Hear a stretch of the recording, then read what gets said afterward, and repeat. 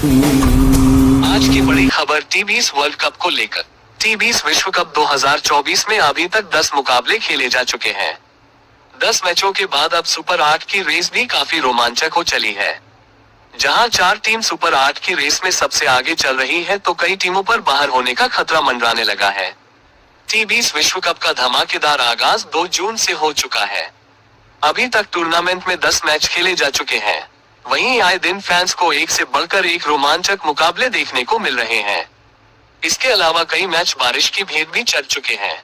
वहीं दूसरी तरफ सुपर 8 में पहुंचने की जंग भी काफी रोमांचक हो चुकी है। इस बार विश्व कप में 20 टीमें खेल रही हैं, जिनको 4 ग्रुप में बांटा गया है और हर ग्रुप से 2-2 टीमें सुपर 8 में जगह बनाएंगी। वहीं फिलहाल 4 टीम ऐसी हैं जो सुपर 8 में जगह पक्की करने की रेस में सबसे आगे चल रही है। ग्रुप ए से टीम इंडिया सुपर 8 में जगह बनाने की प्रबल दावेदार मानी जा रही है। टीम इंडिया ने अभी तक एक मैच खेला है, जिसमें उसने आयरलैंड को हराया था।